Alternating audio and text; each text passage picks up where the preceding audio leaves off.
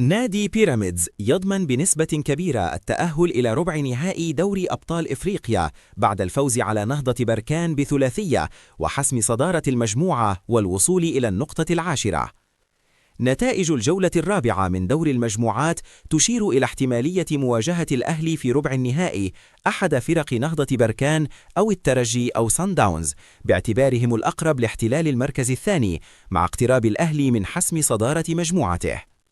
المدير الفني للأهلي وكباتن الفريق يشاركون في إحياء ذكرى شهداء النادي في بورسعيد بمقر النادي.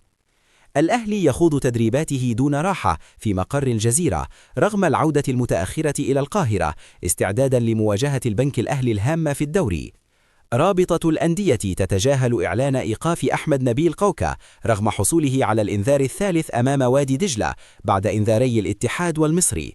طبيب الأهلي يطمئن ياستروب على زيزو وياسر إبراهيم ومروان عطية، مؤكدا أن الثلاثية يعاني من إجهاد فقط مع خضوعهم لفحوصات جديدة لتحديد موقفهم من المباراة القادمة. وليد صلاح الدين يجتمع باللاعبين ويشدد على أهمية المرحلة الحالية وضرورة الالتزام والانضباط الكامل، محذرا من إهدار أي نقطة في هذه الفترة الحاسمة من الموسم. إمام عاشور يواصل التدرب منفردا بعيدا عن المجموعة بسبب الأزمة الأخيرة. استقبال اللاعبين الجدد هادي رياض وكامويش داخل الفريق، ووليد صلاح الدين يعقد جلسة تعريفية مع الثنائي بلوائح النادي مع مشاركة كامويش في المران رغم معاناته من نزلة برد. هادي رياض يختار ارتداء القميص رقم 21 مع الأهلي، وهو الرقم الذي ارتداه علي معلول سابقا.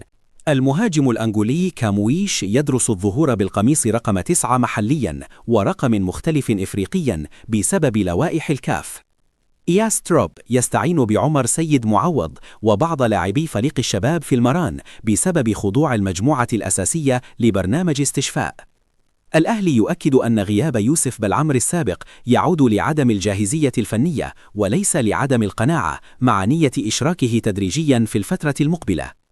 الأهلي ينتظر من إمام عاشور إظهار حسن النية بإنهاء علاقته مع آدم وطني وإعلان ذلك رسميا لفتح صفحة جديدة.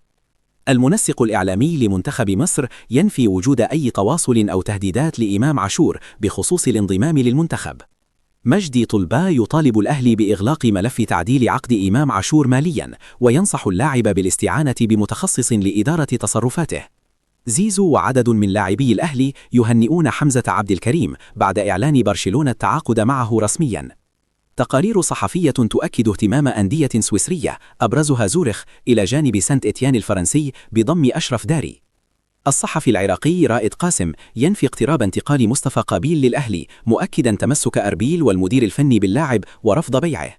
مطالب داخل الأهلي بعودة أيمن شوقي لقناة النادي ضمن خطة التطوير المنتظرة. اللجنة المؤقتة لإدارة نادي الإسماعيلي تعلن استقالتها قبل مواجهة الأهلي بسبب الفشل في حل أزمتي الديون وإيقاف القيد. كامويش يؤكد حماسه الكبير للعب بقميص الأهلي ويسعى للفوز بالبطولات والمساهمة بالأهداف وإثبات جدارته أمام الجماهير.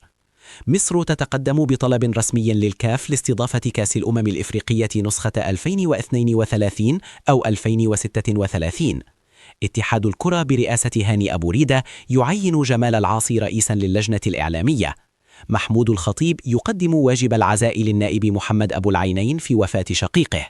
خالد جاد الله يؤكد أن تفاوت العقود سبب أزمات الأهل الأخيرة، ويشدد على أن غياب إمام عاشور أثر فنيا لكنه لا يبرر تصرفه، مطالبا بإنهاء الأزمة دون تهويل مع إمكانية بيعه حال وصول عرض مناسب. محمود أبو الذهب يؤكد أن تصرف إمام عاشور الأخير قد ينهي مشواره مع الأهلي جماهيريا، مشددا على أن النادي لا يقف على أي لاعب مهما كانت قيمته الفنية، وأن الاعتذار غير كاف في مثل هذه الحالات.